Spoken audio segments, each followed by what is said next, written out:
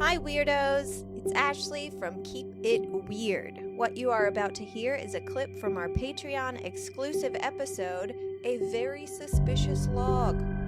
How do you hear the full episode? By joining our Patreon at www.patreon.com/keepitweirdpodcast. We've got our Keep It Beard series, which is a collection of silly and weird, strange stories with Amy Hanselman, which is what this clip is from. Keep It Tiered, which usually features Lauren and her sister Julia with some stories from Julia's career as a hospice nurse, as well as other spooky and sometimes sad and lovely stories people have shared from their near-death experiences, hospice, and hospital stays. We've even got Keep It Seared and Ask Me Everything, where Handsome Joe joins me to get angry.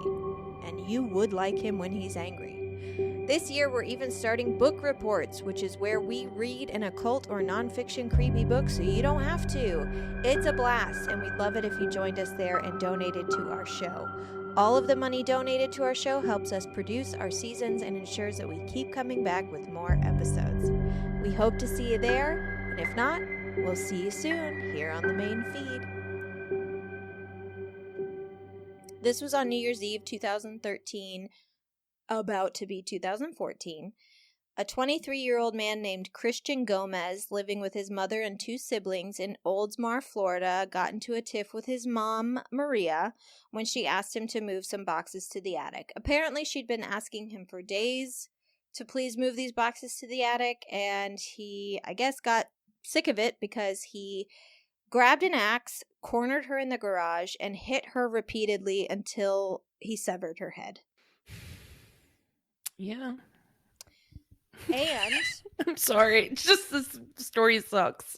It's horrible. And then it's horrible. What he did was he took her head outside to the garbage can by the road and threw it in the trash. What? His mother. And then he attempted to take her body out to the trash can as well, but he wasn't able to hoist it up into the trash can, so he just left it on the lawn and then took off on his bike.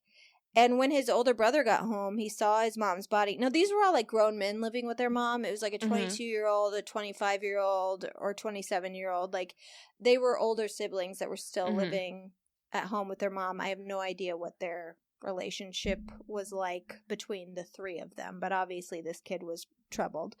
But his older brother got home, saw his mom's body, and immediately called 911 and told him his brother had killed his mother. Like, he knew right away. He knew? Okay. Yeah, he knew. He was like, my brother killed my mom, her body's here, I'm kind of in shock.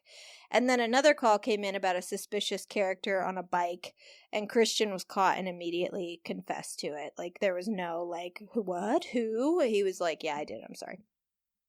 But what sucks shit about this, aside from the fact that it's horrific, is that law enforcement officials had contact with Christian prior to this murder over 30 times.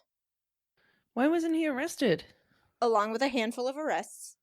Oh, okay. Mostly, he'd never done anything that bad. It was like disorderly contact, resisting arrest, disorderly conduct, resisting arrest, loitering, prowling, etc. He did have a history of mental health problems. Even that year in 2013, he was held for a mandatory mental evaluation, but he was allowed to leave after 24 hours. And I don't know if it was that year. It just said previously he had received a diagnosis for schizophrenia, and he did have medication, but whether or not he was taking that medication is unclear.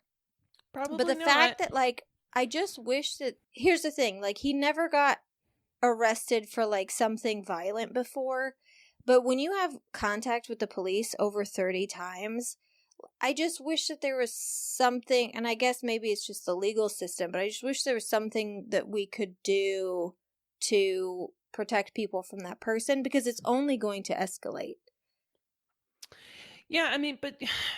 You know, I mean, we talk about this all the time, where every single time that you hear about a serial killer and you're like, oh, cool, I'm going to find out about, like, what a genius this guy was for escaping the cops. And then you find out every single time it's because the cops are racist, sexist assholes who, or homophobic, like with, what's his face? Dahmer.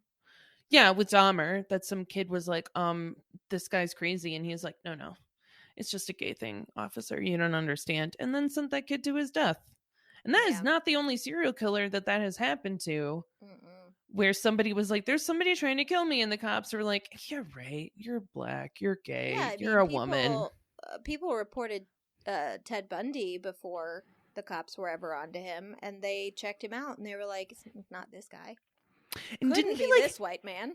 He like had a body in his car, didn't he? When he got checked out, and they just like didn't look in the trunk. I don't remember. I've read too many true crime stories. Bundy's not, he's not one that it's great to hear about. Bundy's a bull. Unfortunately, I can't find any articles that aren't behind a paywall to get the details on his sentencing in 2015, but I do know he was charged with first-degree murder. His defense did try to get him off by reason of insanity, but because of the interaction he had with the cops when he was arrested that night, it didn't work out for them, because when they arrested him, he fully admitted to not only committing the crime, but understanding what he did was wrong and saying that that's why he fled on his bike. Like, insanity has to be, you literally didn't know what you were doing, or you didn't know that what you were doing was even wrong. Right. So to admit that you not only did it, you remember doing it, and saying that you know that it was wrong, you can't plead insanity, I don't think. Yeah, and also, I definitely am not a fan of prison. Mm-hmm. However, if you are the sort of person who cuts off your mom's head because she asked you to move some stuff, yeah, maybe you need to go to prison. I don't think that you should be hanging out with random people. It's like, this ain't Lorena Bobbitt. I'm not afraid of Lorena Bobbitt chopping off other people's penises. Her husband got what he deserved. Just stop raping and abusing your wife, and maybe she wouldn't cut off your penis. Exactly. And it's not like, Lorena Bobbitt's got a thing for it now. And she's like, ooh, I wish I could cut off another dick. Yeah. Or if she is, I would trust her. I would be like, you know what? I know she only does this when it's a serious thing. It's not because her husband is like, babe, can you vacuum tomorrow? My mom's coming over. Yeah. I shall cut off your penis for this disrespect. How dare you ask me on a Thursday? On a Thursday? That's Jesus's third favorite day, probably.